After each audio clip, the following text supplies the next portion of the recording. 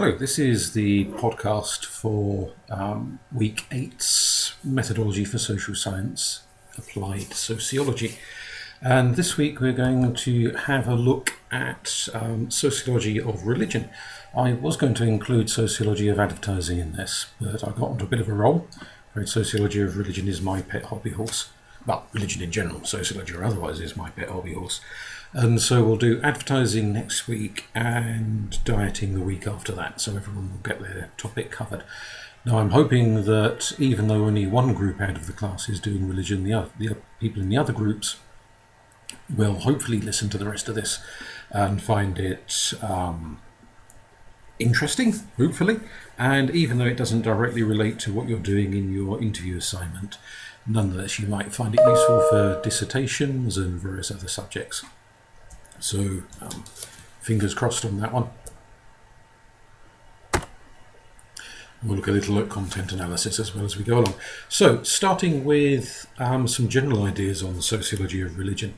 It's a huge, big subject, and I'm not really going to do justice to it in this podcast. So I'm just going to look at a smattering of ideas. Some of the things for the group that are doing the religious theme for the interviews, that you could incorporate into your assignment.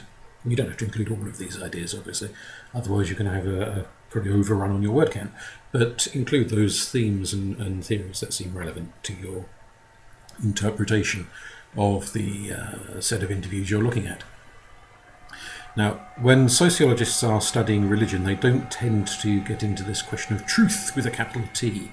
In other words, which religion is true and which is wrong. They don't sort of sit there debating whether Catholics or Protestants or Jews or Muslims or Hindus or Shintoists are right in their beliefs. Rather, they look at the sociological function and context of how those religions have developed, what role they play for the individuals who believe in them, what role they play in wider society, and so on, rather than getting into the more theological questions of truth.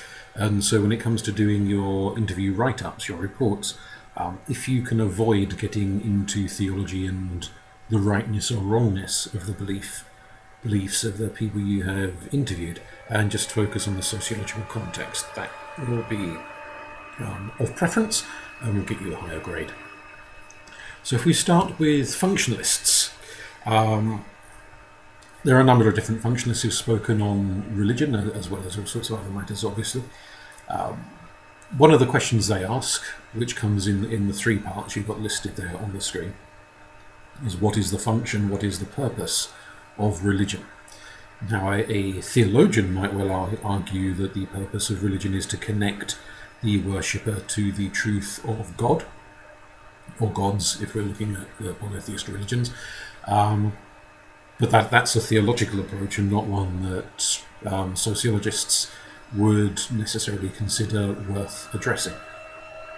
So they tend to focus on the more, shall we say, pragmatic aspects of religion. So what role does the religion play in the life of the individual believer? What role does the religion play in the life of the community of believers? So let's say we're talking about Anglicans, for argument's sake. What role does the Anglican Church play for all of the people who identify and consider themselves to be Anglicans? And some of them will go to church every single week, and others maybe once a month or once a blue moon or whenever, but they nonetheless consider themselves Anglican. And so even if they're not very frequent visitors, nonetheless the Anglican communion, the church, the tradition of the Church of England, will play a significant role in their life, in their sense of identity, and how it brings them together, whether it's on a very, very regular basis or for some people a very sporadic basis. Then functionalists move on to argue what role does that religion play in wider society, which includes in Britain all of the people who are not Anglicans, the atheists, the agnostics, the Muslims, the Jews, the Hindus, the Buddhists, so on and so on and so on. Anglicanism plays a role in wider society. So how does the rest of society understand Anglicanism? What function does the Church of England play for them, if any? And you do get people like Merton who critique functionalism to suggest that an institution that was once functional may continue to exist long after it has ceased to be functional. So just because it has been, that is to say, a standard refrain of functionalists, that if an institution exists, it must serve a function. Merton says, well, it can do, and probably most of the time does, but you will also, he says, get institutions that no longer serve any kind of a function. They just sort of roll along like museum pieces, and they're there, but they don't really do much of anything. And so it's possible that, I'm not saying this specifically applies to religion, but it's possible that an institution can continue to exist without necessarily providing a function in wider society. It may provide a function for the people who go along to that church or temple or mosque or whatever it is, but not necessarily for people in wider society. But that's certainly something that functionists would think about, research, study, mull over, and so on. So if we're thinking about this functionalist argument, what is it that religion does, what purposes does it serve? These are three possible purposes. They're not the only purposes, but if we try to include every single purpose that religion might serve, we could be here till Christmas, and none of us want that. So social cohesion is a significant factor. It brings a group of people together. Now, whether we're talking a dozen Wiccans meeting at the full moon in a very small group, or whether we're talking thousands or millions of Christians or Muslims meeting in churches and mosques up and down the length of the country, whatever the scale, from very small religions to very large scale religions, there is a degree of social cohesion in that people come together, and they come together in a number of different contexts and ways. So if we stick with an example that I presume most people will be relatively familiar with, that of Christianity, then if it's the Anglican Church or the Catholic Church, people are meeting up every Sunday. They will also be meeting sometimes on other days of the week, whether for a religious service or for things like the Mothers and Toddlers group in the church hall, or the bingo club for the elderly members of the church, all of those other sorts of things that go on alongside the actual official religious bits. So they all come together for those different sorts of activities. If there's a pilgrimage, let's say the priest decides to hire a coach and take everyone off on pilgrimage to Walsingham to visit the shrine there, then that is a form of social cohesion. They all pay their tickets, they pile on the coach, they trundle off and chat with each other and sing a few songs, whatever they're going to do. Arrive at the place of pilgrimage, they have their spiritual experience, and they go home again and they talk about it for days or weeks or months afterwards. There is a function of social cohesion going on there. It brings people together. And that we might reflect on, particularly at this time, given that I'm sitting here by myself talking to a screen, and you're sitting there, presumably by yourselves, listening to a screen. We're going through a period in British history where social cohesion is getting very, very odd, in that we're not doing any of the things we usually do. People are not going to churches, they're not going to pubs, they're not going to theatres and cinemas and all the rest of it, as we're all on lockdown as of yesterday evening with Boris Johnson's announcement. How do we sustain social cohesion? Well, some people are looking at the internet and social media as a means of trying to keep social cohesion, and the very fact that they want to sit there and talk to screens and listen to screens suggests just how important social cohesion is. Whilst you do get some people who are perfectly happy being alone and don't particularly require social contact, by and large the majority of humans do require social contact. Friends, family, next door neighbours, so forth. And when it's denied them by something like this virus that's going around, then they become acutely conscious that it will be a struggle for them. And there's a lot of people on social media and elsewhere who are worried about the state of their own mental health or that of a friend or relative, because they know that prolonged periods of isolation are not healthy for people's states of mind. And religion is a significant factor. It's not the only factor. You can be an atheist and still have social cohesion, but clearly religion provides a very strong function in bringing people together. sitting them down in the same building, getting them engaged in similar activities with a focused purpose, which brings us on to this next bit, meaning and purpose. Religion tells us what the meaning of life is. Different religions have slightly different takes on what they consider the meaning of life to be. Why are we here? What's the point of existing in the first place? Are we just on this planet to eat, sleep, pay taxes and die? Or is there more to life than just the monotony of watching EastEnders and counting the seconds as they tick by of your existence? Let's kind of hope there's more to it than that. Now, you don't have to be religious to have a sense of purpose to your life. You could have a strong sense of vocation, calling to be a doctor, a nurse, a singer, a dancer, whatever it might be that you feel called to be. That may provide meaning and structure through your work. But for an awful lot of people, even their work is structured by their religion, because they get a sense of what is morally correct work to engage in, and what sorts of work would be immoral for them to engage in. They have a sense that if they behave in a certain way, then God will approve of what they're doing, and that may lead to an improved afterlife. Whereas if they do things that God does not approve of, their afterlife might not be quite such fun. And they get a notion from either reading holy scriptures or having visions or meditating or whatever technique it is that's used in the given religion, that the God or spirits or ancestors or whoever it happens to be wants them to engage in certain tasks. Looking after their family, looking after their neighbours, helping small furry animals, doing whatever it is that's required of them in their faith to live a good life, to make the world a better place, and an understanding that certain things are definitely good and other things are definitely wrong. And so it provides meaning, it provides structure, it provides a sense of being.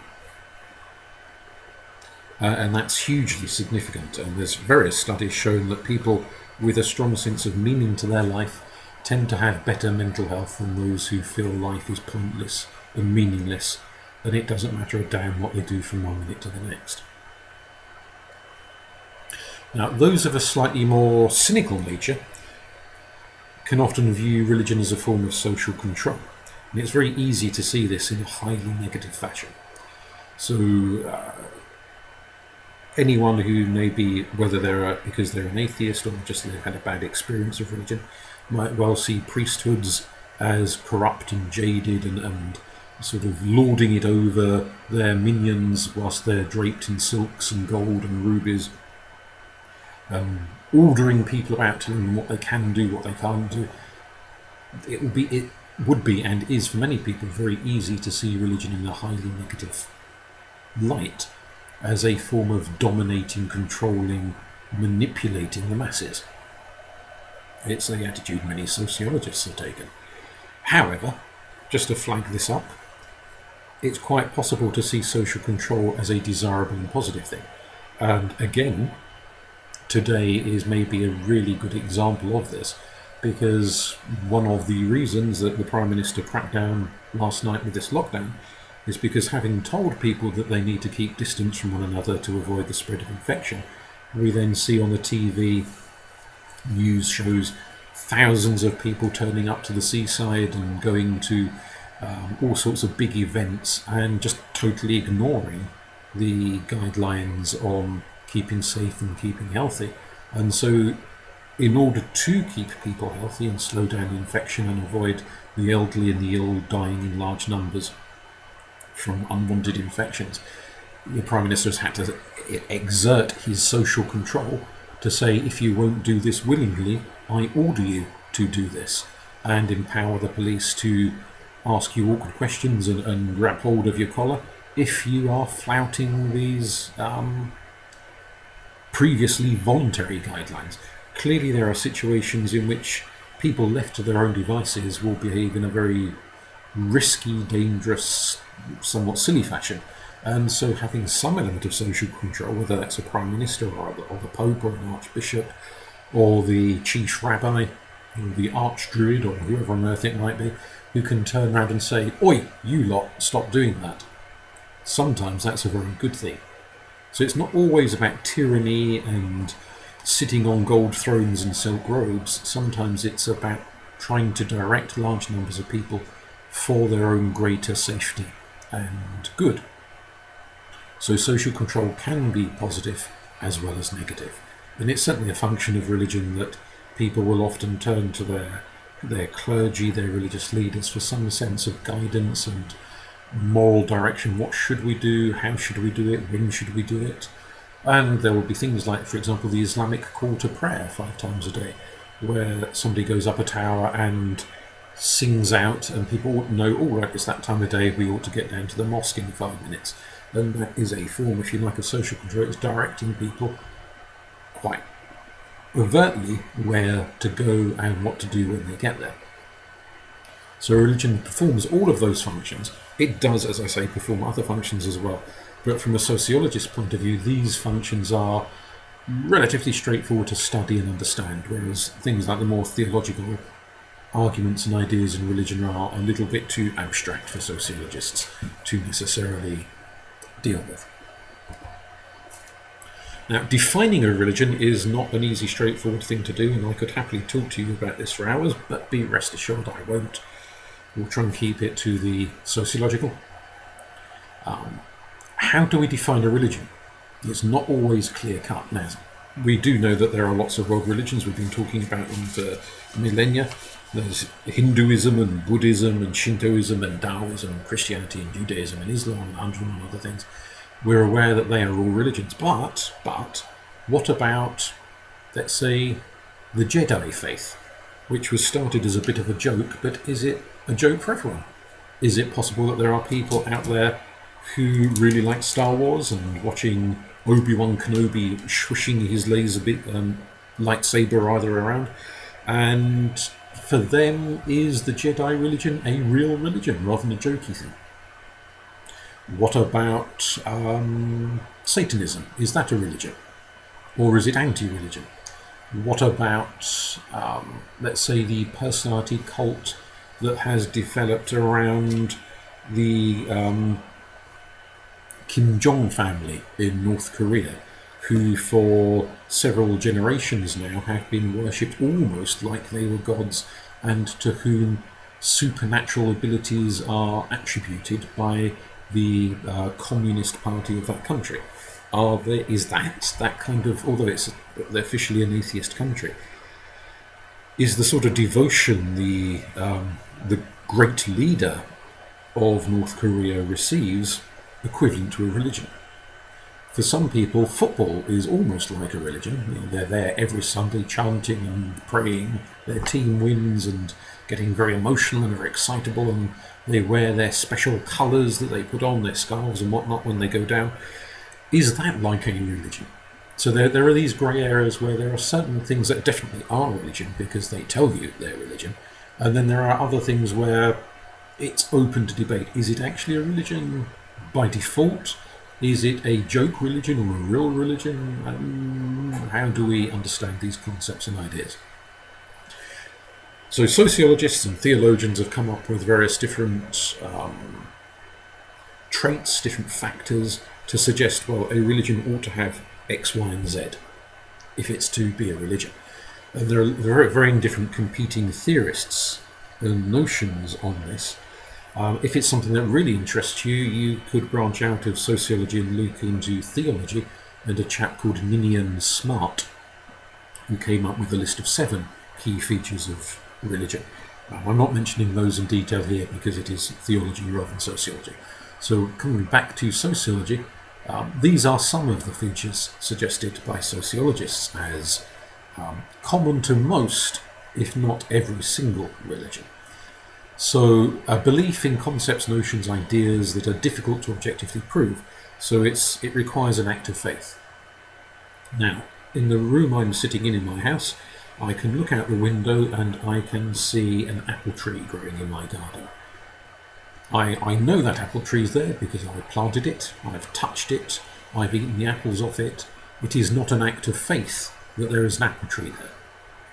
I know it's there. My friends and family have been around and they have mentioned the apple tree, so it's not just a figment of my imagination. They've seen it as well. So that's not an act of faith. However, if I believe that there are pixies living at the bottom of my garden, which nobody else has seen, then I have no dead pixies whose skeletons I could show you. I've got no videotape of pixies dancing at the end of my garden. I may believe that they're there, but I can't prove categorically, scientifically, that there are pixies at the bottom of my garden. Therefore, my concept of the pixies is an act of faith. Now, whether believing there are pixies at the bottom of the garden is a religion, that's a whole other question again. So you can have an act of faith without necessarily having a religion. But pretty much all religions require belief in things that are often quite difficult to objectively prove. A belief in God, a belief that Jesus was the Son of God. How do you objectively prove that in a scientific manner, or is it practically impossible to do so? Therefore, it's an act of faith that Jesus existed and that Jesus was the Son of God and that God himself exists. It is an act of faith that the Quran is divinely inspired by Allah. It is an act of faith that Hindus will reincarnate. So there's a whole list of beliefs that we can sit here for hours going on about, which involve belief and faith rather than concrete knowledge and objective proof. Now there is an area, a grey area, in which, for example, I believe that my dog loves me. Can I prove it? I don't know how I'd prove it in the first place. Is that an act of faith? I have faith my dog loves me. Or is it an act of trust and therefore does not fit within religious criteria? So are trust and faith the same thing or two separate things? So I trust that the sun will rise in the east tomorrow. It won't just randomly decide to rise in the north for the fun of it. I have trust that it will, and well, so far for several million years it has done exactly that. Is it an act of faith that the sun will rise in the east tomorrow, or is it trust that a well-known, well-established pattern will repeat itself? So a scientist, so an atheist scientist, would say, oh, I trust the sun will rise in the east tomorrow. Is that therefore a faith? Therefore, has it religious overtones, or is it simply an act of trust, which fits into a different category from faith? And that's where you get into these sorts of grey areas between where faith ends and trust begins. Most atheists would say trust is different from faith, but not everyone does. Rituals and ceremonies are provided by religion: the Sunday services, the Catholic Mass, going to mosque 5 times a day to pray, sitting in the Sikh Gurdwara, listening to various different people read from the Guru Granth Sahib, which is their sacred text. They're all rituals, they're ceremonies, things that take place. The rituals and ceremonies provided help structure the individual human life. So you have ceremonies for a newborn baby, like a baptism, you have wedding ceremonies, you have funeral rites, you might have other things in between, like puberty rites and so on. We also get the more annual things that apply collectively rather than individually.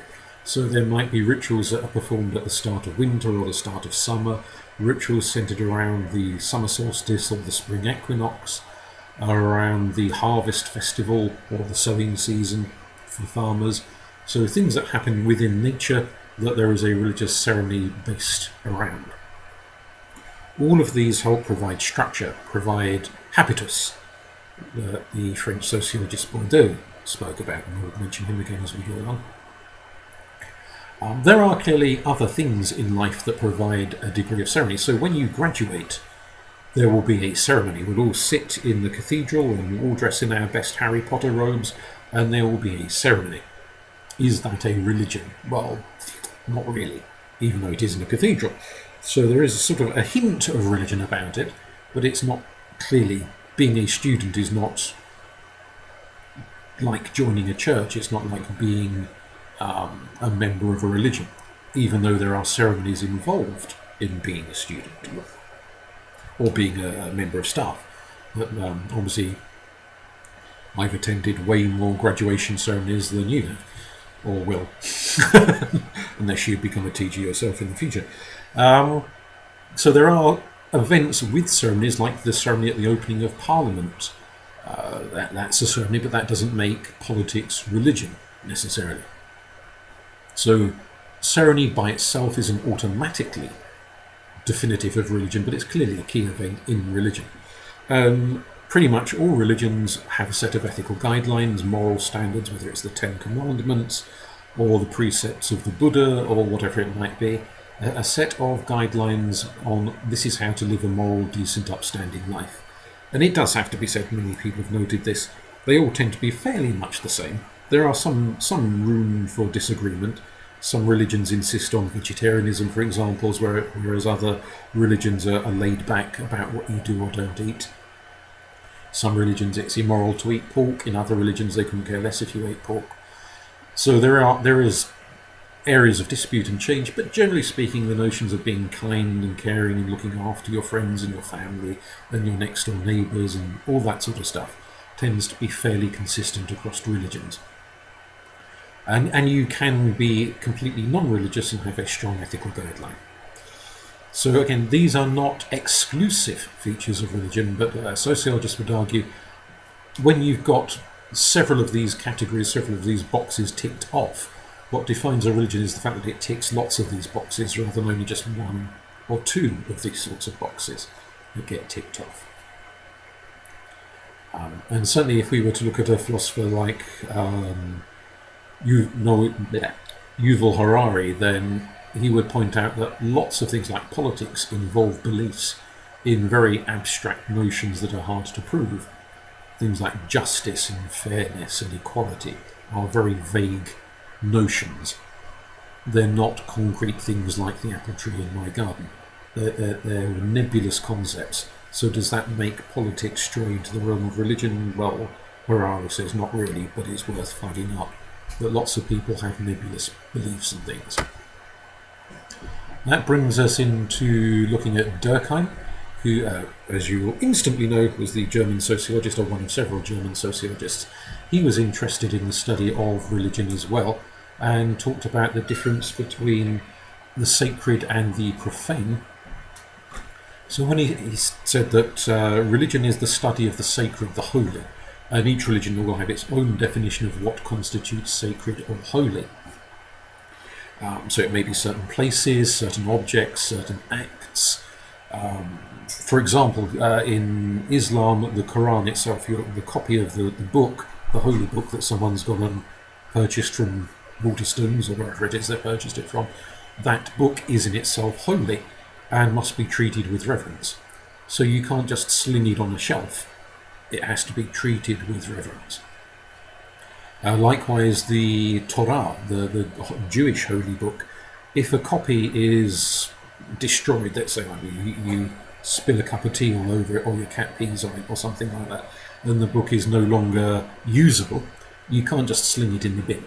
You have to give it a funeral with a proper prayer and ceremony. You bury it, you conduct a funeral for a book, because that book is considered particularly holy. Or I say book, frequently we're talking about a very large set of scrolls, but you can get book versions of it as well. It has to be treated with certain reverence. So there's all these notions of what is to be treated in a reverent way.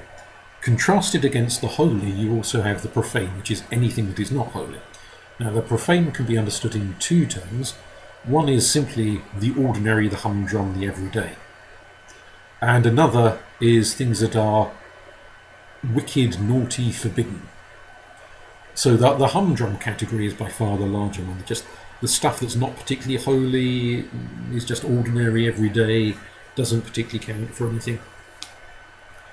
So you might say, for example, in some religions, when the clergy, the priest, whoever it is, puts on their robes to conduct a religious ceremony, those robes are holy in some sense and have to be treated with a certain degree of reverence, whereas once the ceremony is over and done with and the priest just puts on their jeans and t-shirt, the jeans and t-shirt are profane in the sense they're just ordinary articles. They have no great religious significance to them at all. So it depends on how you understand these things, and that becomes a subject for Durkheim to write about at great length. and something in terms of your interview data that you're carrying out for your second assignment. Some of the questions, or other answers I should say, that you've been given might indicate, for example, what the interviewees consider holy and what they consider profane in the sense of humdrum, or profane in the sense of wicked, things that are forbidden, which is another area that Durkheim, as well as Freud and 101 other people, have talked about, that many religions include lists of things that you have to avoid. You cannot do or cannot touch or have contact with in some shape, form or guise. So Jewish and Muslim people cannot eat pork. And if they do, either deliberately or accidentally, not realising it's pork until after they've eaten it, then there are various rituals and kind of what a Catholic would term penance, various ceremonies that have to be performed to cleanse the individual of what they've done. In ancient Roman religion, the certain sects of priests during certain times of the year were not permitted, for example, to have contact with dead bodies, so they couldn't touch a dead body, and had they done so, they would have to go and purify themselves before they could perform a religious service or ceremony. The same is true in Shintoism in Japan. The dead bodies are considered unclean, and if you either it's a dead relative or you work as an undertaker, something like that, there are various ceremonies you have to perform to purify and cleanse yourself after contact with the corpse. Whole raft of other areas. Now, Durkheim also touches on the idea of the sacred, which is something that the Austrian sociologist Schultz, back in the 1930s, also touched on. He used, Schultz that is, not Durkheim, used the term appresentation to say that it's sort of shading from functionalism into symbolic interactionism. That when we see certain symbols, and this is not just religion, it's other areas too, but particularly religion here, we apprehend, we have appresentation of not just the thing we're looking at, but a whole context beyond the thing we're looking at, the implications, the understandings. So for a Christian to see a cross, they understand, oh, look, it's a cross, it's made of wood or metal or plastic or whatever it's made out of. So they understand the immediate symbol, but they also understand that this is a representation of Christ and everything that Christ himself represents and is connected to. So that small article on a chain around someone's neck represents a whole raft of other things. And a Christian would know that. Somebody who is not a Christian, who knows absolutely nothing about Christianity, would not get any of the deeper symbolisms and meanings. Likewise, you've got a distinction between the cross worn by Protestants and the crucifix worn by Catholics. If any of you are unfamiliar, the crucifix is the one in which you have the image of Christ nailed to the cross, and the Protestant version of the cross, it's just the wooden cross without Christ appearing on it. What is the difference, you might ask? Well, in a crucifix, we're reminded, or Catholics are reminded, of the sacrifice of Christ, who gave himself up for the redemption of the sins of humanity. Whereas in the Protestant cross, the one that's just the cross without Christ on it, the fact that it is the empty cross is a reference to Christ having risen after 3 days in the tomb. So it's to the risen Christ rather than to the crucified or sacrificed Christ. And each has its own theological contexts. So something that looks quite similar to the casual observer means very different things to the individuals who are intensely involved in those religions, or at any rate have studied them, even if they're not particularly inclined to believe in them themselves. And Durkheim picks up on this, that you have things that are holy in and of themselves, but also things that are representative of the holy, that therefore become holy by default. So this notion you get in medieval and Renaissance Europe and in Hammer horror films, where the vampire turns up and Professor Van Helsing waves his cross at the vampire. Why is that bit of wood, or even in the Hammer horror films when he picks up 2 candlesticks and forms them into the shape of a cross? Why is that holy? Well, the candlesticks in and of themselves are not holy, but the pattern of the cross is reminiscent of the power of Christ, and that is holy. Therefore, the two crossed candlesticks, or in one particular film, it's the shadow cast by the sails on a windmill that prove the downfall of Dracula. So even the shadow of something which forms the pattern of a cross becomes holy in and of itself. So the transfer of holiness. And that might be something that develops and emerges in your interviews with people, what they consider holy, and maybe they are looking at things and you as the interviewer aren't sure why they find those things holy. But if you factor in Durkheim's ideas or Schultz's ideas, that might start to explain why they consider certain things holy.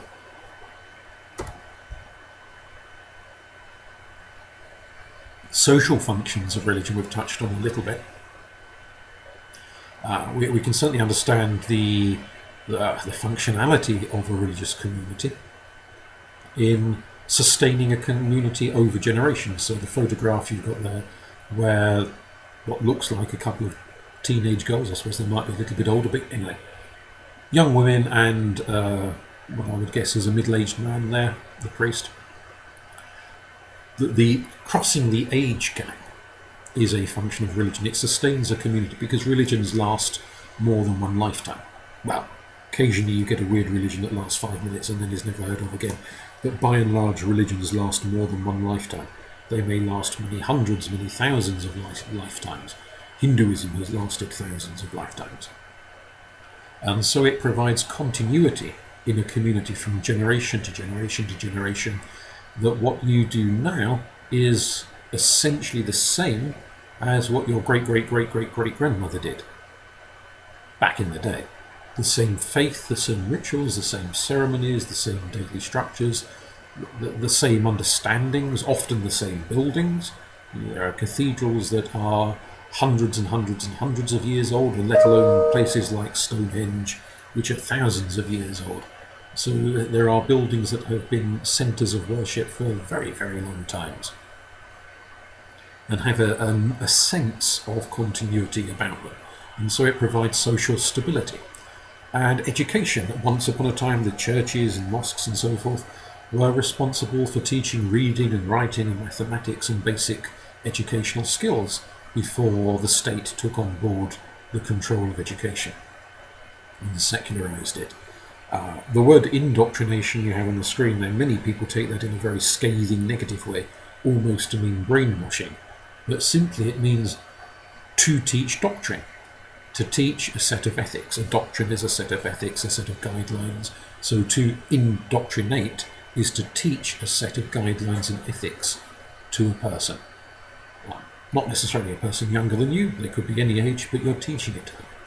And so religion becomes a means of transmitting knowledge from generation to generation to generation. It gives continuity, it gives stability to a society, to both the society of believers, but also, you could argue, even to the wider society, including all the non-believers.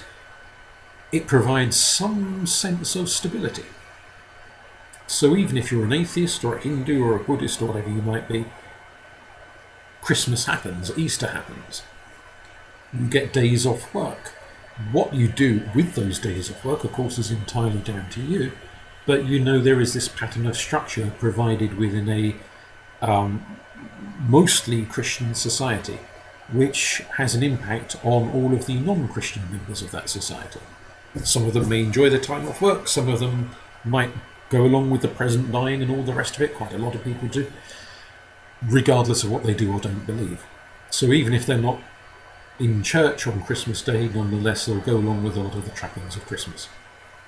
So it provides structure and continuity. This notion of laity and clergy. Clergy are the priests, laity is everybody else, the congregation, the people who sit in the pews. So this notion that there is a distinction between laity and clergy. Not all religions have clergy. The Quakers, for example, don't have clergy, but most religions have someone in charge of the services and ceremonies. Then there's a division of labour. There are people who will arrange the flowers on the altar and hoover the church and polish the pews. And there are people who will read out the prayers and the hymns and play the organ and perform the rituals at the altar. And also, of course, clergy are not normally confined to their churches and mosques and temples.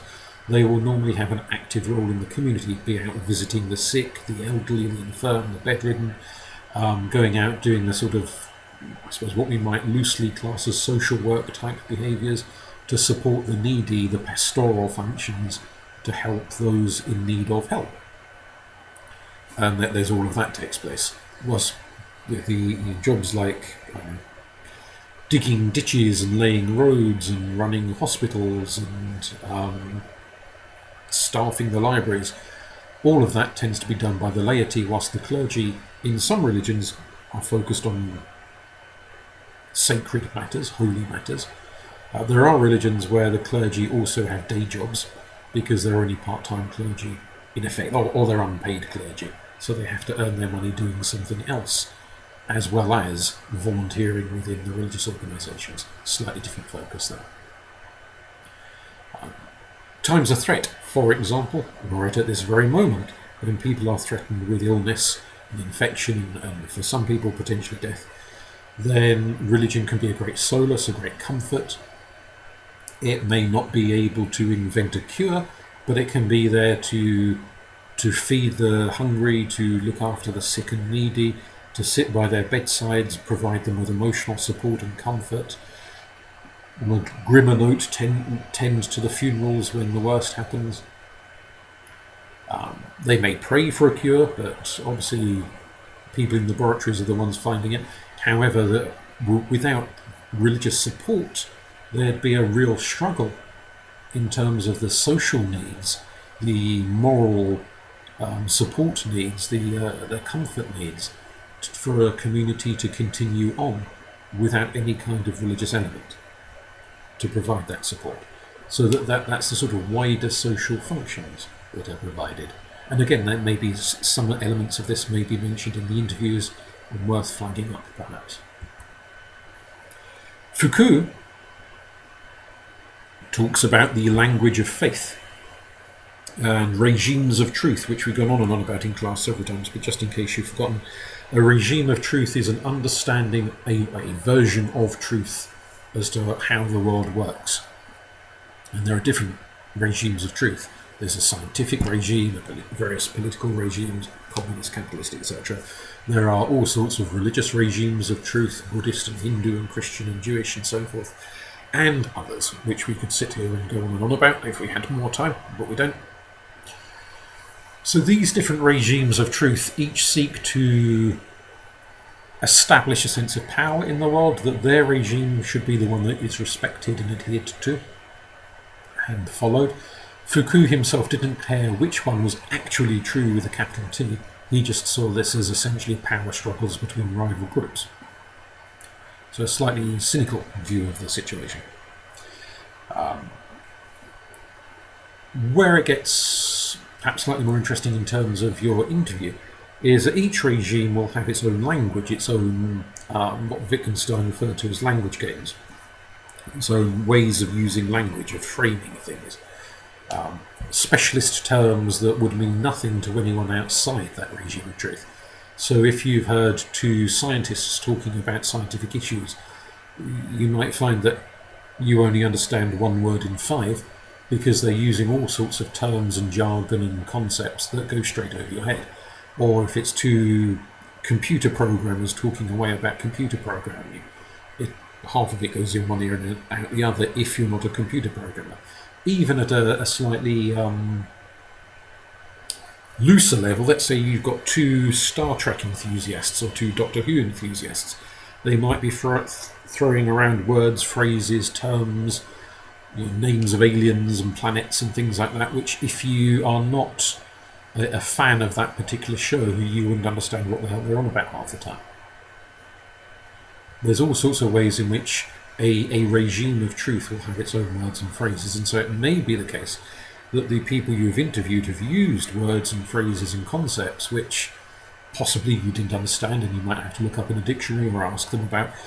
That's reflective of their regime of truth, so you could start to apply Foucault's notions that within a religion there's different ways of not just different words for things, but the whole understanding, the underlying beliefs, the underlying concepts that come with those words. So what does it mean to understand these terms and these concepts, these notions, these ideas? So a Hindu might use the term karma, as might a Buddhist or a Sikh. And you can look up in a dictionary, karma, that's cause and effect, the doctrine of cause and effect. So if I do A, B happens. B is the effect, A, my action, is the cause. But there's more to it than that. There is the notion that everything we do has a consequence, has a result, and everything that happens to us now is a consequence of things that have been done in the past. Therefore, we can see all of life as a web of cause and effect, of patterns like dropping a pebble in a pool and watching the ripples go out and out and out. So what I do today could have an effect tomorrow or next week or next year, or if I were a Sikh or a Hindu, in my next reincarnation. Way, way, way into the future. And that's not only going to affect me in terms of how it ripples out, but other people will be affected by the ripples of what I do, just as I am being affected by the ripples of what they do. And contingent on this, there is a notion that the underlying purpose of my countless hundreds of reincarnations over millennia is to balance out my karma. So where I have done wrong to other people, I must put it right.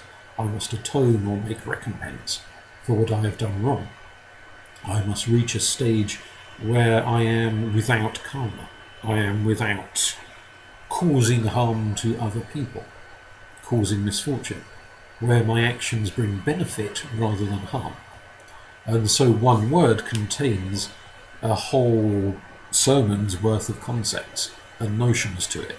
And so the people you're interviewing, they might just chuck out a word, a phrase, which sounds as like a throwaway thing, but when you look into it, when you reflect on it, when you understand it, going back to the podcast about Verstehen, you get your head inside what they're talking about. You realise that in that one word or that very short phrase, they've actually said enough to fill a small novel, because they understand the language and you don't. At least if you're of a different religion to they are, or of no religion, you won't necessarily get what they're on about. But that's something you can explore and raise potentially, depending on what the interviewers have said, of course, in your analysis. Glock talks about 5 major dimensions of religion, and some of these 5 might have been mentioned by your interviews and they could be worth touching upon. I'm not going to go into a great deal of detail about Glock because there's so much here to try and squeeze in. But their beliefs, they might have spoken hopefully about their beliefs, what they think is true in the world, what they think is important, particularly beliefs of a more abstract, spiritual, supernatural nature. Experience, to go along to a church, a mosque, a synagogue, a temple, and feel the presence of God, to feel the presence of great goodness or even great evil, because a lot of religions have notions of a devil or a Satan or some similar type of figure, and so people might talk about having sensed evil or having sensed great goodness, and there is something profound and transformative about those experiences.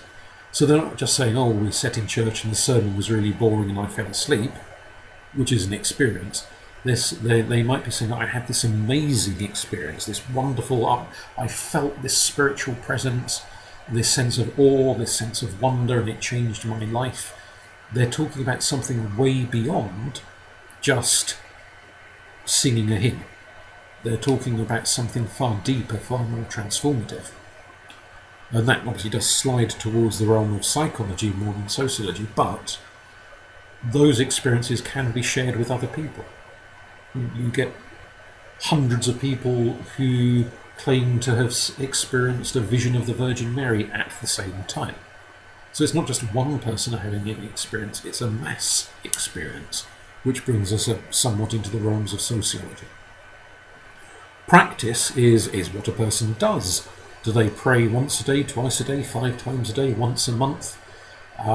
Do they eat certain foods or avoid certain foods? Do they dress in a particular way? They put on the hijab if they're, well, not all Muslim women do, but a lot of Muslim women put on a hijab. Do they dress in a certain way? Do they make a point of reading a holy book once a day, once a week, once a month? What's their practice? How does it shape and structure their life? Their theology is the more sort of abstract beliefs in things like heaven and hell or reincarnation, who or what is God, what is the meaning and purpose of life, those kind of big, grand issues. And ethics, their moral virtues and standards that they live by. So a Catholic might not have an abortion because they'd see that as a wicked thing, as a sinful thing. Whereas perhaps a Muslim, for them, they would avoid drinking alcohol. Well, there are Muslims who do drink alcohol, but they're not very well behaved Muslims. A devout Muslim would not drink alcohol because, again, they would see that as sinful and something to avoid. So ethics, what they do, what they don't do in terms of personal standards and behaviours. And they may have mentioned some of that in the interview, perhaps.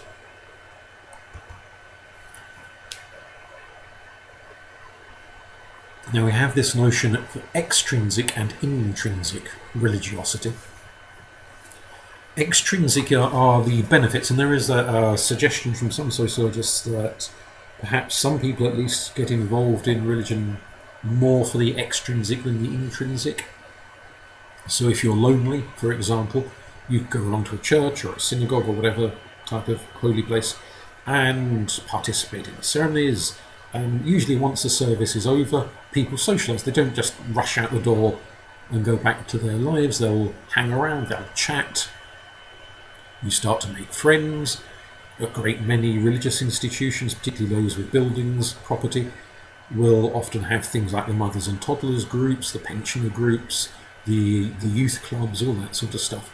So as well as the actual services and religious elements, there will be supervised activities. So again, if you're lonely, you could go along and participate in those groups, not because you have any great belief, but because it provides a social outlet. It's an extrinsic benefit of religion.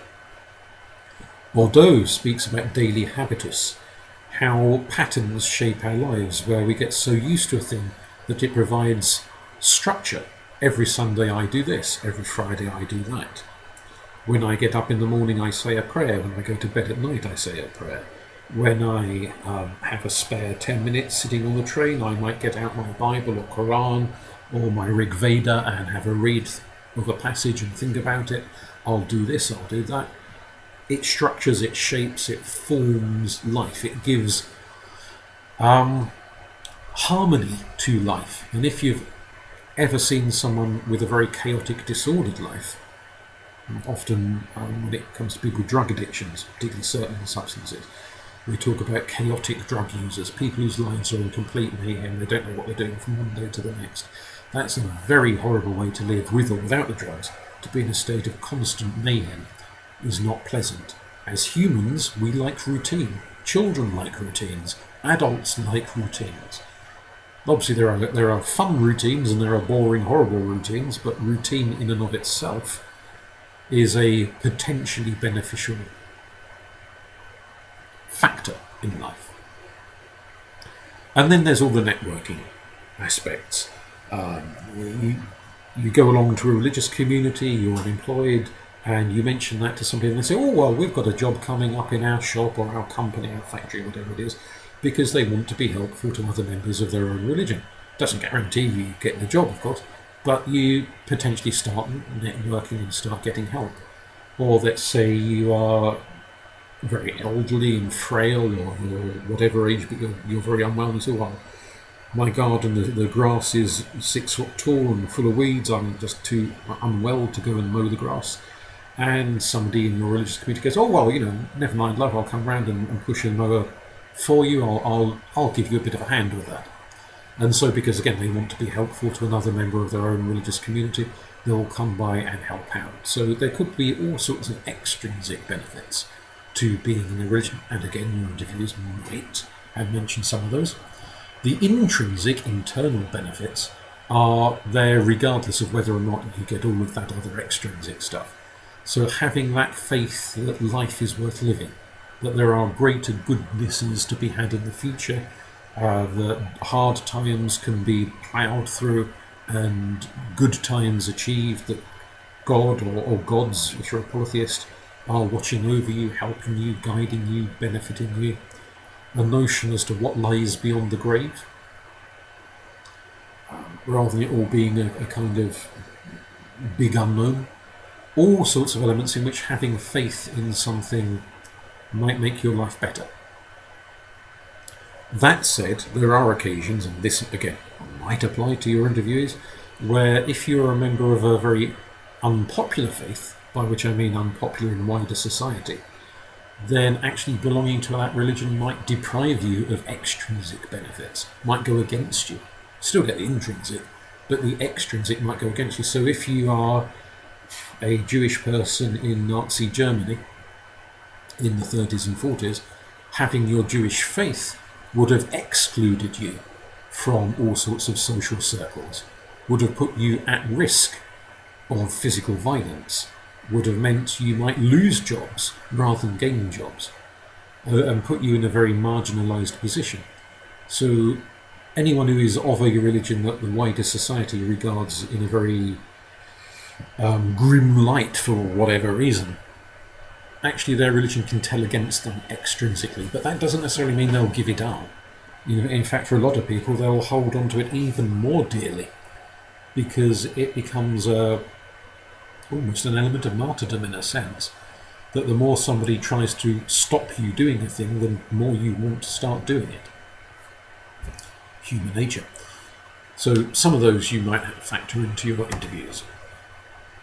If we think of Merton, again, we mentioned him earlier, he doesn't particularly talk about religion, but he talks about crime and other sorts of things. He starts to flag up ideas that could be applied to religion. Now we get different terminology in religion, such as religion, ecclesia, cult, sect, and so forth. Religion as a word tends to be fairly positive. You get all sorts of forms given to you constantly in life when you get a job or join an organisation, saying, oh, what sex are you, what race are you, what sexuality are you, what religion are you? And you get the usual set of boxes and you've got to tick one, and it's seen as a positive thing. The word cult, in its original Roman context, Latin, was a positive word, but it has become to mean something fairly sinister, something dodgy. So if you say, oh, my next door neighbour's in a cult, that doesn't sound very flattering. It sort of suggests brainwashing and something sinister and something dodgy. How do we distinguish between cults and religions? When is a cult a cult? Cults themselves don't normally use that word. Somebody doesn't knock on your door and say, would you like to join our cult? They knock on your door and say, would you like to join our religion? So cult is a word usually applied by outsiders to an institution, to an organisation. They are a cult. I am not in a cult. They are in a cult. I am in a religion. So there is a bit of a kind of a distancing going on between how labelling is used in this sense. How do we determine what is a cult, why it is a cult? Well, elements of this may be that a cult is some religious movement whose beliefs or practices, or both, are regarded as deleterious, detrimental to wider society in some way. Whereas the term religion is usually applied when it's seen as a positive for wider society. So a useful thing that either is actively encouraged or at least is tolerated and put up with as, well, safe, let's say. So if we link this into Merton's ideas, a religion that has accepted goals, accepted by wider society, live a good life, be a decent citizen, look after your friends, your family, your neighbours, etc., and accepted means that the things like going to church or whatever building it is, reading a holy book, doing this, that and the other, are means that the rest of society is quite happy with, quite approves of. That would fit in the conformity box, and so would be labelled perhaps as religion, safe. If the means are not quite standard and conventional, so let's say in this country, meditation was seen as a fairly odd thing until fairly recently, a kind of a foreign thing that other countries and other religions did, but not something you'd find much of in the Catholic Church or the C of E. But those religions like Buddhism, which are a small scale in this country at least, that utilise meditation, argue for the benefits of it, it's good for the mental health and so forth. And so in this country it becomes an innovation which eventually becomes accepted. So again, you're looking after friends and family and neighbours, the accepted goals, and also engaging in techniques like meditation or chanting or things that are a bit outside the standard mainstream of the usual religions we've had in this country historically, but then become accepted anyway. However, others start to reject. So you could attend a religion, the services and so forth, so you're going along with the socially approved of services, but in your heart of hearts you don't give a flying donut about your friends, your family, your next door neighbours. You really don't want to donate to charity. You're just going along to that church or mosque or synagogue because you know you'll get nagged if you don't, and maybe it's useful for making business contacts or whatever. So you're getting into ritualism, you're going through the motions, paying lip service, bored to death by the whole thing, and you're certainly not living a very moral life. You're just going through the motions. So still within the bounds of acceptability. I don't know what fraction of people in any given religion would be classed as going through the motions, but I dare say every single religion will have a larger chunk than it would like to admit of people who are just going la la la on the back pew and not really taking the beliefs to heart and not really necessarily doing very much about it in terms of living a better life and making the world a better place. Retreatism, that could be considered a dropping out of religion entirely, or pulling away from standard mainstream religion and standard mainstream means of engaging in religion to run off and join the commune. Dropping out of society, dropping out of wider activity, let's say becoming a Hare Krishna or something like that, and living a life quite withdrawn from wider society. Rebellion, well, partly retreatism, partly rebellion, maybe that's where we're getting into the region of cults. So someone who rejects mainstream standard religion and the various activities and goals of mainstream religion to join a minority religion that has, or belief system that has very different goals and very different means of achieving those goals, would therefore likely to be labelled perhaps as a cult by wider society. So for example, we could say that the Heaven's Gate movement believed that the Halley's Comet, when it was coming past, was an alien spaceship, a vessel that would take the true believers up into a better level of existence, which is a very unusual belief. And the means for the members of the Heaven's Gate faith to translate their souls from this world into the meteor, the flying past in space, was to all drink poison. And so the Heaven's Gate cult had mass suicides, loads and loads and loads of them died, and they died believing that drinking this poison would take them up to the asteroid, or meteor rather, and fly them off to heaven, which is not a standard means within religion. That you don't go along to your Church of England every Sunday and swig poison in the hope of getting into heaven. That's actively discouraged. Suicide is seen by most religions as a a bad thing or an issue of last resort at least. Certainly not something you'd do as a quick route to heaven. So that, I think, the Heaven's Gate lot we could well class as a cult, and suggest that they are engaged in that act of what Merton labels as rebellion, or that they were before they drank poison and died, engaged in that level of rebellion. So sticking with the element of cult and so on, I've put that image there of that book just because it had the word cult and sex on the title. Not because I've not actually read it, so I don't know if it's any good or not. Feel free to have a read if you like. Luckman talked about cults to some extent and wrote a book about what he termed invisible religion, which is an idea we'll pick up on here.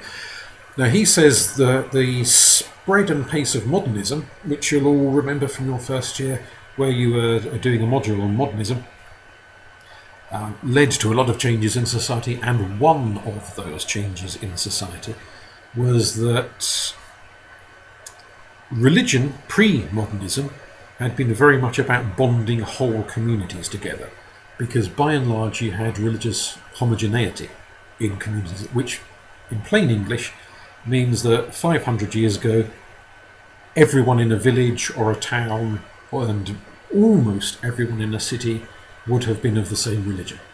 So in this country pretty much everyone 500 years ago would have been a Christian. Some parts of the world everyone would have been a Muslim, or everyone would have been a Buddhist or a Hindu or what have you in those particular countries. So pretty much everyone would have believed in pretty much the same thing, and the function of the religion was very much about bringing the community together. So getting people to think in terms of we and us rather than I and me. Where postmodernism, the function is on individualism. Hopefully you'll recollect that that's an argument. What is modernism? Well, a lot of it is narrowing down into individualism, what I want, what I like, what I don't like, my will, my choice, my individualism. And so that impacts on religion, and so religion, Luckman suggests, has become more individualistic. And it's less about explaining what we, the village, the town, the city, the human race are here to do, and how we should behave and so on. And it's more about what I, as an individual believer, sitting on the pew, want. And so when he talks about in one of his books, Invisible Religion, it's this notion that it becomes internalized, and so often it can be more difficult to see what someone believes or doesn't believe, because they're not necessarily engaging in the outward obvious trappings that were once a standard part of religion. So does everyone who wears a cross go to church? Well, no, because there was that fad amongst youngsters in the clubbing scene that suddenly crosses and crucifixes were trendy, were a fashion item. And certainly when I used to teach spotty 16-year-olds, sort of atoning for my bad karma from previous lives, some of them would turn up and they'd have their cross on, either they'd be wearing a cross or they'd be having a crucifix, whatever, and I said, oh, you're a Christian, you go to church. And they go, oh, no, I don't go to church, I believe none of that. And so it would then lead to the question, well, why are you wearing that? It's a Christian symbol. Oh, is it?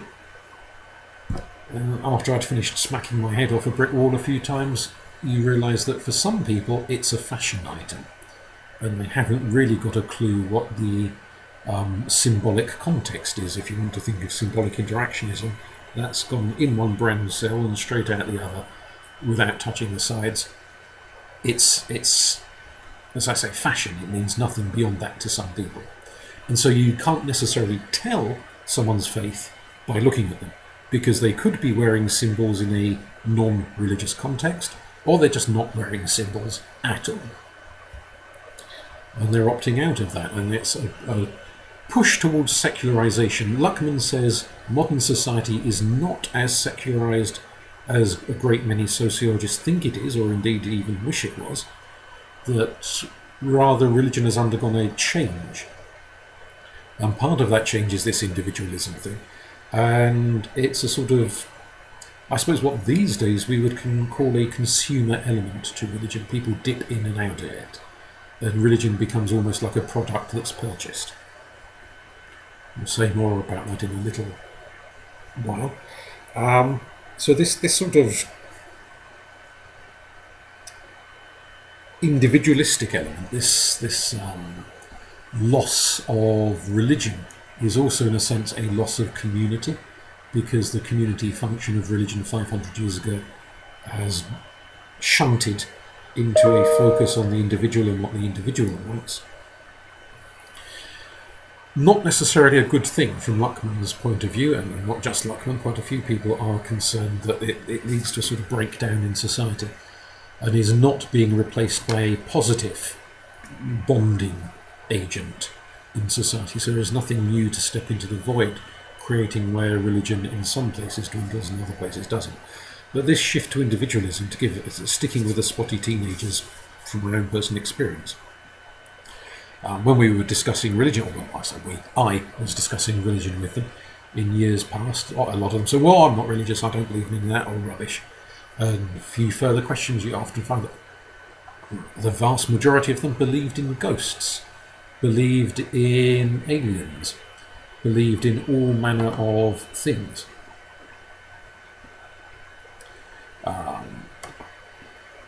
Had all sorts of faith and belief in supernatural, mystical phenomena for which they had no evidence. I realise aliens aren't supernatural, but things for which they had no evidence, but they had faith, psychic powers, that sort of stuff. They believed in a lot of that, but saw religion as rubbish.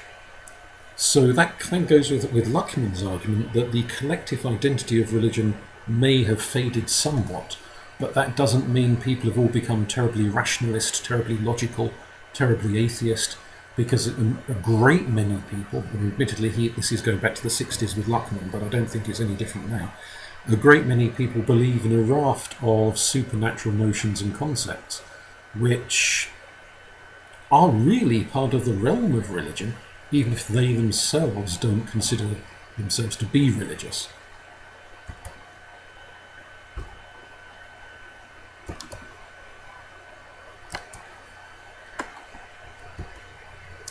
There we go. We'll come back to the shopping.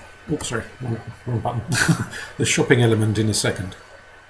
But just to flag up this notion of conflict theory, and think about that for a little while before we get back into the shopping issue. Conflict theory obviously is Marx, goes all the way back to Marx and the various people who followed Marx. Now, Marx himself rather famously referred to religion as the opiate of the masses, which is frequently misunderstood. Now, bear in mind that in Marx's lifetime, back in the middle of the 1800s, opium was seen as a medication, a painkiller, which it is a painkiller, numbs pain. So he wasn't saying religion drugs people up. What he was saying was that religion numbs the pain for people and helps them to cope with pain. And whilst taking a painkiller in the short term helps you get through the day, if you don't attend to the injury or illness that's causing you the pain, then all the painkiller does is prolong the agony in a sense, because the underlying wound is still there and festering and getting worse. And that's also what Marx meant, that yes, it may numb the pain, it may make life more bearable, but if you don't address the actual injury that's causing you the pain, it's going to get worse and worse and worse. And so for Marx, who had been born to a Jewish family but was an atheist, he rejected this notion that religion in the long term was a good thing. So in the long term, he wanted people to stop smoking the opium and start addressing the thing that was causing them the pain, which for Marx was the capitalist system of exploitation. And so for him, religion, whether deliberately or inadvertently, becomes a means of supporting the overarching system of the day, for keeping whoever's rich and powerful, so they sustain themselves. Now, whether that is the Victorian church of Karl Marx's lifetime, with its membership of the bishops in the House of Lords, and the monarch as the head of the Church of England, and all of that sort of involvement of state and church together, or whether we go all the way back to ancient Egypt and the notion that the pharaoh is a living god and has to be admired accordingly and respected and revered accordingly. And so religion and state in ancient times were absolutely hand in glove with each other. And to a lesser extent, modern secularised times, we don't quite... Yes, the Queen is still the head of the Church of England, but not quite with the same fervour and intensity that the pharaoh was the head of Egyptian religion 5,000 years ago. There are shifts and turns and changes in this. You do get, and this is not something that existed in Karl Marx's lifetime, it happened after he was dead, so we can't blame them for not mentioning it, but you do get the phenomena of liberation theology, which emerged in Central and South America within Catholicism, of various priests who worked amongst the desperately, desperately poor, a level of poverty we would not comprehend in 21st century Britain. And these priests saw Christ as a figure who walks amongst the poor rather than favours the rich and the well-off and the privileged. And so for them, their calling as priests was to help and assist the poor, not to numb the pain of their poverty, but to help them get out of poverty. And so they see their Catholicism as a way to liberate people from despair, from poverty, from oppression, from frequently incredibly corrupt governments in that part of the world. Which doesn't always go down well with the hierarchy, the cardinals and the archbishops and so on of the Catholic Church, who often have significant concerns that this is going to lead to sedition and disruption and end up with the church being booted out of the various countries where liberation theology has prominence. But conflicts within the Catholic Church aside, religion doesn't always support those in immense power. Sometimes religion becomes a dissenting force, a challenge to those in power. And we're going back to this argument about what is a cult, what is not. And possibly one of the issues is, does it support the people in power, or does it challenge the people in power?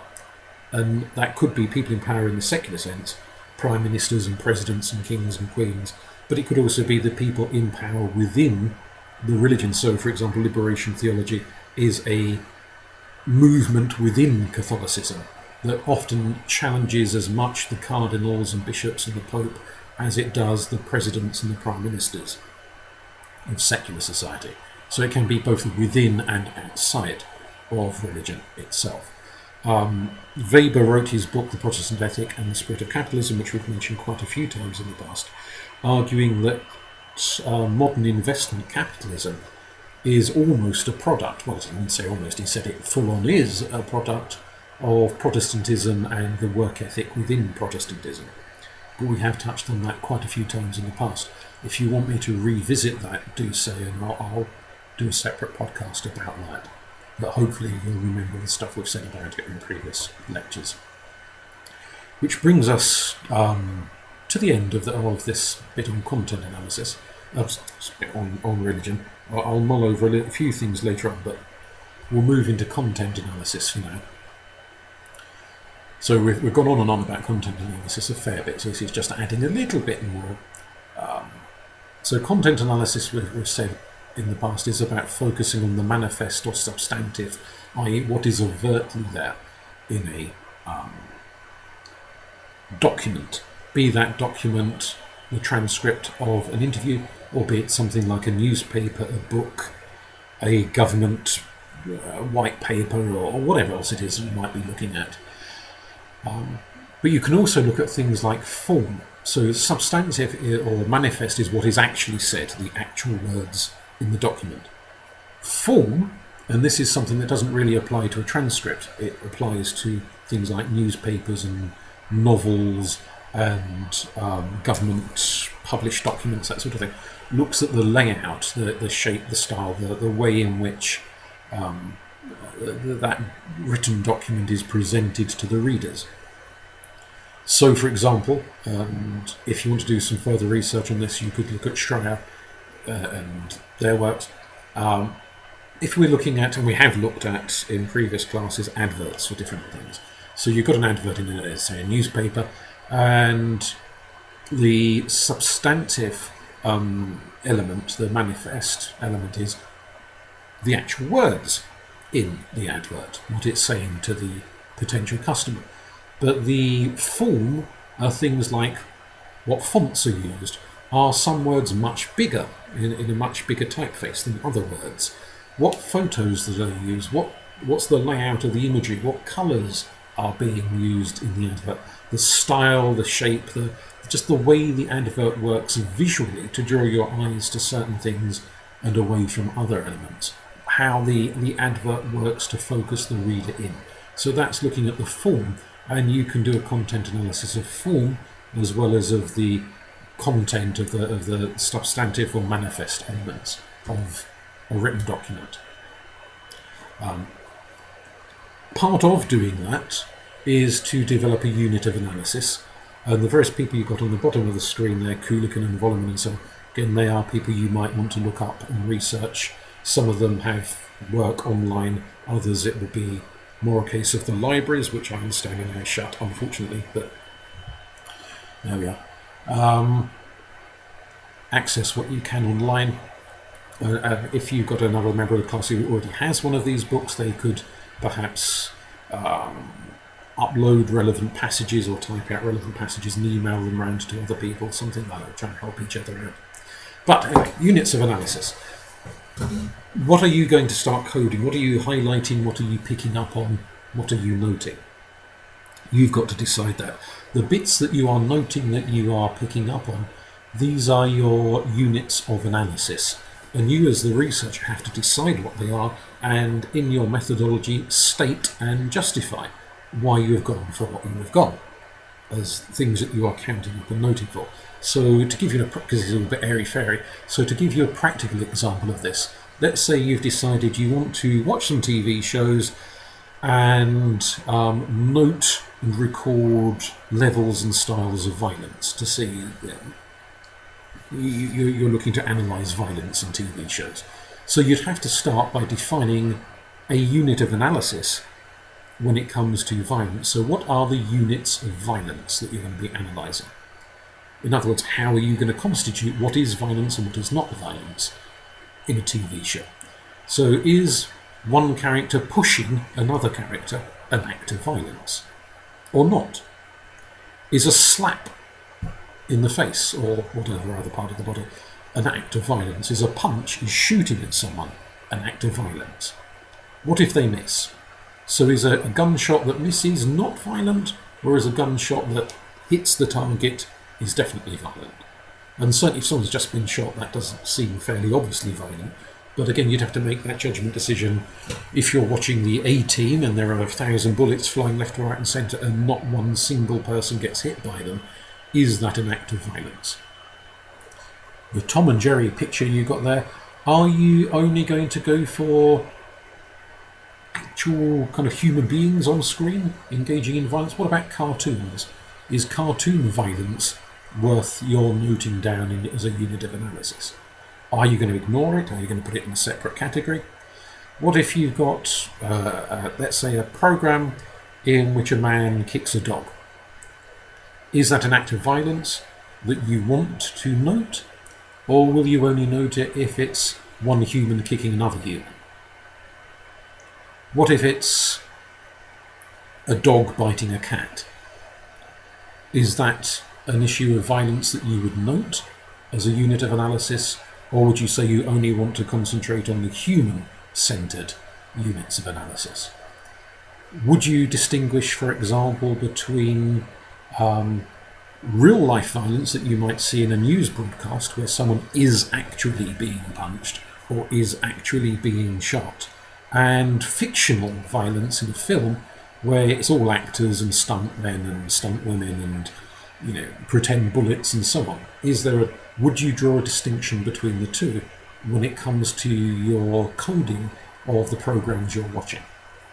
So you could just ignore one type of violence entirely and focus on the other, or you could have one set of categories for one type of violence and a different set of categories for a different set of violence, and that would enter into your code schedules and manuals, which we mentioned in the previous podcast.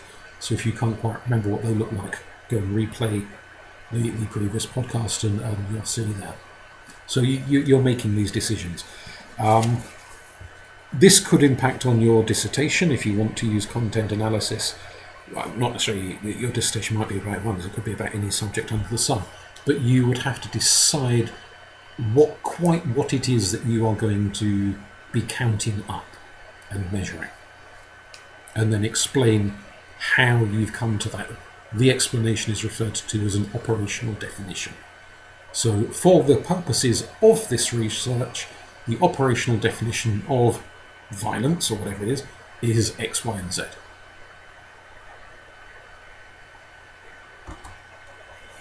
Strengths and limitations to this style of analysis.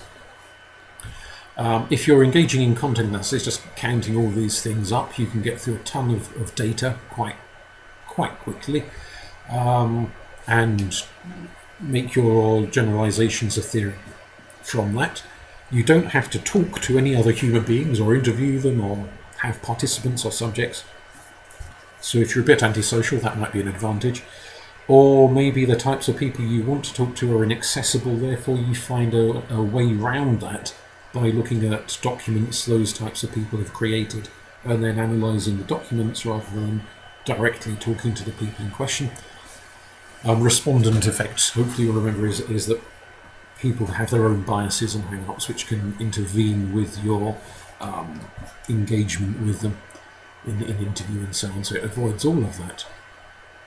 Doesn't cost much by and large, unless you need to get hold of some really obscure documents, but by and large it doesn't cost much to do.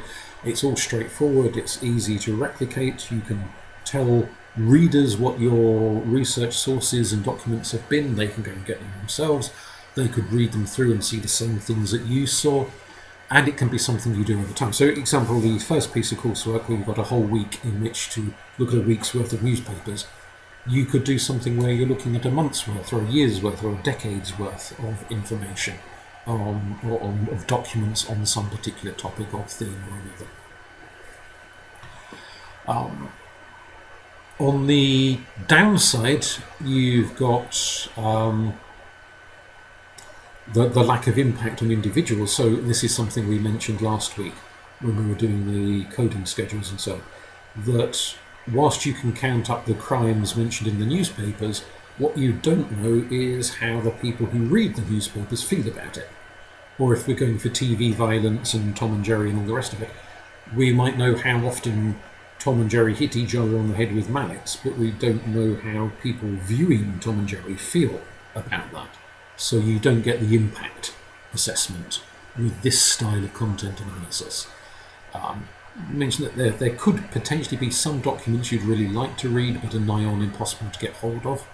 That could be a factor, in which case you might have to shift the focus of your research a little bit.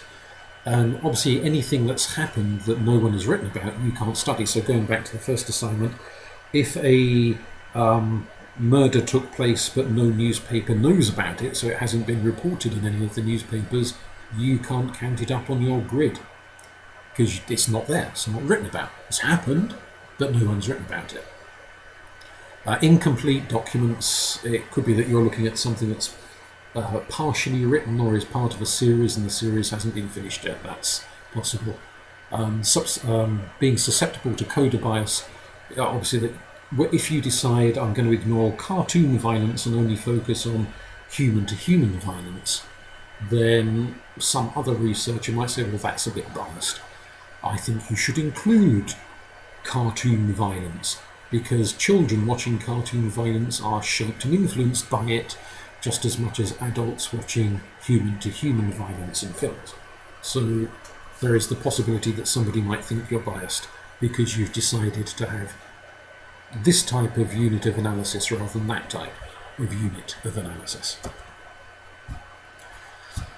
Okay, a little bit now on media analysis. This is for your first piece of coursework, so you can work some of this into that. This is a lot of talking in these podcasts, isn't it? One issue you might think about and you only might, you don't have to include this if it doesn't seem relevant to the newspapers you've looked at. A lot of media, and this would include not just newspapers but TV news reporting and internet news reporting and all sorts of other things, have a predilection of favouring of the idea that victims of crime are innocent. Sweet little innocents who are being put upon in some way. And there is a slight whiff of religious martyrdom about this.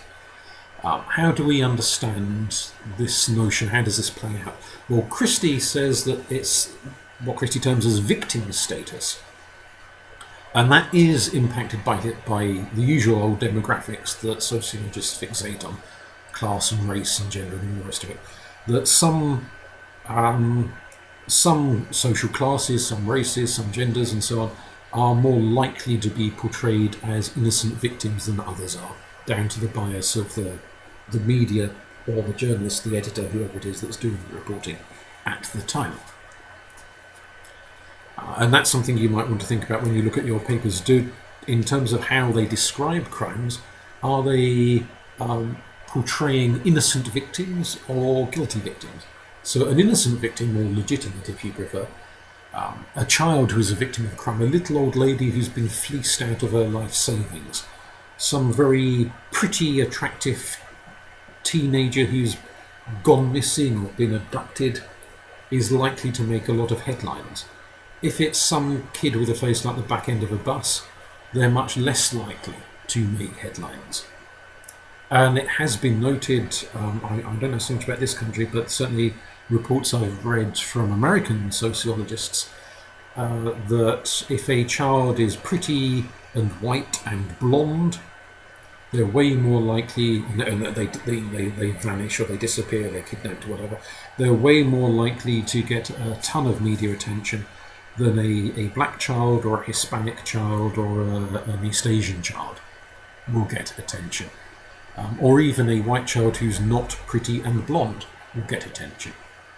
So that kind of photogenic issue seems to be a factor in at least some newspapers, if not all of them. Let's go back to the elderly. So in terms of innocent victim versus not so innocent victim, how do we understand this? If you've got a little old lady who's been fleeced out of her life savings by some fraudster, is she a poor, put upon, innocent little old lady, or is she a gullible old trout who should have known better? If the fraudster has played upon her greed, so, invest in these shares, you'll make a ton of money for very little outlay, is that someone whose greed has got the better of them and they've made a very stupid decision?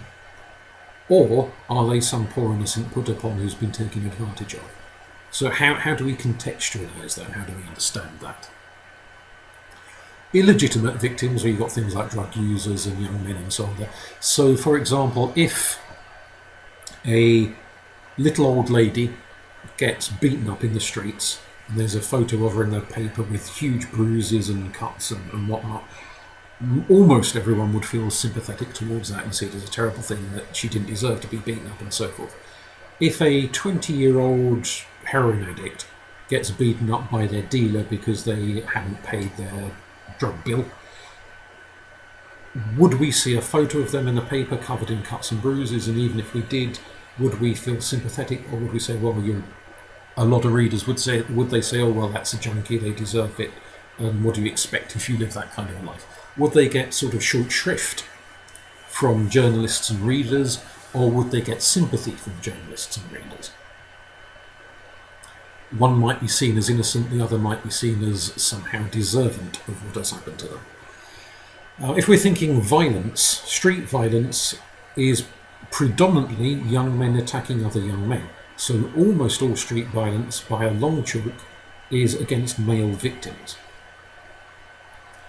And quite a chunk of domestic violence is against male victims as well. Usually young male victims, more so than middle-aged or elderly male victims. So sort of teenage, early 20s kind of age group. How many films do we see in which some young man is walking down the streets and is chased by a gang or by a mugger or what have you, and beaten up, and then portrayed as a put-upon victim. Not so many. We're more likely to see films in which a rather attractive-looking young woman is stalked and harassed and attacked. Now, we know from what we've said in previous classes that by going on and on and on about women as victims of crime, it makes female readers and viewers very nervous, perhaps disproportionately nervous than they need to be, given the actual scale of threat. Conversely, by not mentioning the number of young men who fall victims to violence, does this make young men blasé and oblivious to the dangers they're at, or make their parents oblivious? So, whilst parents may be very concerned about their teenage daughters going out at night socialising, would they give a second thought if their teenage sons go out at night socialising? And the statistics suggest they probably ought to be as concerned, if not maybe even more concerned, about their sons being at risk than their daughters being at risk. But we don't tend to do that. And why don't we tend to do that? All sorts of arguments can be made. One of the possible arguments is simply that the media don't choose to focus on those types of crimes, therefore we tend to be largely oblivious to the risk. That's an impact of media portrayal of victimhood. Dukes we've mentioned before several times in terms of the newsworthiness of newspaper articles, which is worth mentioning in your write-up and reports. She also goes on to mention conservative ideology. Now, this is not conservative as in the Tory party. This is conservative as in old-fashioned. So she says that the popular press heavily emphasises old-fashioned morals and views and notions and ideas, and is more kind of staid and more hard-line about issues to do with crime. So it tends to want stricter prison sentences, longer prison sentences, heavier punishments, the police to be given more powers, more prisons to be built. It's all a bit, in effect, hang 'em, shoot 'em and flog 'em type attitudes. Even though, as Jukes points out, the evidence of research into the effects of much longer prison sentences or hanging, shooting and flogging and that kind of thing doesn't tend to support the argument that it works as a deterrent or as a rehabilitating factor. So even though there's very little evidence to suggest that being really, really tough on criminals reduces crime, nonetheless the papers tend to be very much in favour of being very, very tough and very hardline and very, very sort of reactionary in their approach to crime. On the rare occasions, Duke says, when they do talk about rehabilitation schemes, it's normally in a slightly scathing light. In effect, so look at this case, that person, they were on a rehab scheme in prison, and 5 minutes after they got out, they went and stabbed an old lady. That proves rehab schemes are a load of rubbish and a waste of money. So that they use it in that way. And this is something potentially you might want to think about the papers you've looked at. Are they kind of hang 'em, shoot 'em, flog 'em, or are they a bit more liberal in their approach to issues of crime and the response to crime and the sorts of crimes they emphasise? Something to mull over. You don't have to include this, but it's a possibility of an idea you might want to include. Healy and O'Donnell, who carried out a study with Irish newspapers, they flag up the difference between local press and national press. The national press tend to focus on big major crimes, gruesome stuff, horrible crimes, whereas local press don't tend to do that as much. They tend to focus on reporting a lot of minor things, fairly petty things, and filling their columns sometimes with quite sort of silly, slightly funny things like cheeky seagull nabs crisps that you'd only ever hear about in some local newspaper that's desperate to fill column inches with something. They don't tend to dwell upon the gruesome, they tend to dwell upon the small scale. Maybe that's something you might want to think about. Do you bring in Healy and O'Donnell as correct or indeed incorrect when you look at your comparison between local Suffolk newspapers and the big national newspapers as to what sorts of crimes they're reporting? Chaddy and Ditton focus on The idea that newspapers, particularly national newspapers, have a preference for really gruesome, violent, horrible or sexually depraved crimes. It's filth and muck and sleaze and scandal. The vast majority of crimes that are committed are usually property crimes. Shoplifting, burglary, bricking windows, scratching cars, stealing or damaging property, by and large, is the vast majority of crimes that take place. Vast majority of things that police get reports about are property-based. Most of what the courts have to deal with is property-based stuff. However, they say that's a little bit boring and doesn't sell newspapers. If all you just got was column after column after column about shoplifting and smashed windows, you'd probably stop buying the newspapers because you'd be bored to tears with it. Therefore, newspapers go for the salacious, the horrible, the gruesome, the extreme. And likewise, you can see in the realm of fiction, films and novels and things like that. I know myself, when I've written crime stories and had them published, that I'm writing about really horrible, gruesome murders because that's what I know readers will want to read about. I don't write about man nicked handbag off old lady because that's not terribly interesting. It doesn't sustain a book or even a short story. Gore does. And so whether we're talking about fictionalised crime or whether we're talking about real life crime, the selection, what will report, what won't report, Chadian Ditton says favours the gruesome over the realistic majority of humdrum crimes. I'm going to put a quiz up online. This time you'll have 2 weeks to do it in at any point in the 2 weeks, and it's only a practice quiz. So if you get, hopefully you will get the time to do it. It's just 5 questions, multiple choice, very similar to the previous quiz you did. If you could give me a little bit of feedback and say whether you find it interesting or not, whether you find it useful or not, particularly in terms of things you didn't know the answers to that you would like to cover more of in a future lecture. That's the purpose of these quizzes, to work out where the gaps in your knowledge are so that we can fill those gaps in. That brings us pretty much towards the end of this particular one. Going back briefly to touch upon the shopping element, that idea of shopping around for religion. Kind of what's being spoken about there is the idea that, go back 500 years, most people would have believed the same religion their parents believed in. They'd have just taken for granted that everyone in their community believed this and everyone participated in it. These days, of course, you can chop and change your religion on a daily basis. Or you can effectively make a religion up as you go along. You say, all right, I'll nick this little bit from Buddhism and that little bit from Islam and this little bit from Christianity, and I'll chuck in a load of New Age waffle, and that'll be my religious convictions and beliefs, and I'll be a church of one. That's perfectly possible in this day and age and happens quite a lot. So rather than embracing the religion of your community that you're born into and raised into, we tend to think, well, actually, I don't believe in that, which is the modernist individual thing. I don't believe in what other people believe in. I want to believe in something different. And so we'll read around religions and philosophies, and we might find one we like and try it out for a few weeks or a few months or however long.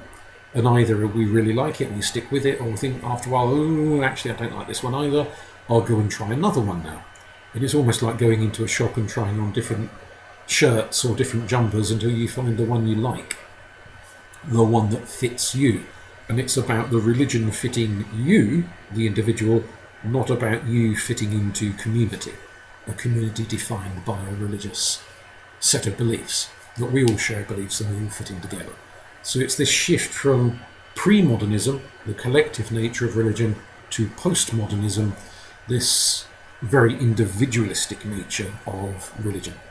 And that may not apply in all parts of the world, but certainly in modern day Britain it does seem to apply very much. And maybe that's something that you might be looking at depending on what your interviewers said in their interviews. So, save what's left of my throat, have a cup of coffee. Next week, obviously, we'll still be all under quarantine. It's at least 3 weeks if it's going to last, according to the Prime Minister. So next week I'll touch on discourse analysis, and then we'll get into the sociology of advertising. And for those of you doing dieting, it'll be the week after that we get onto dieting.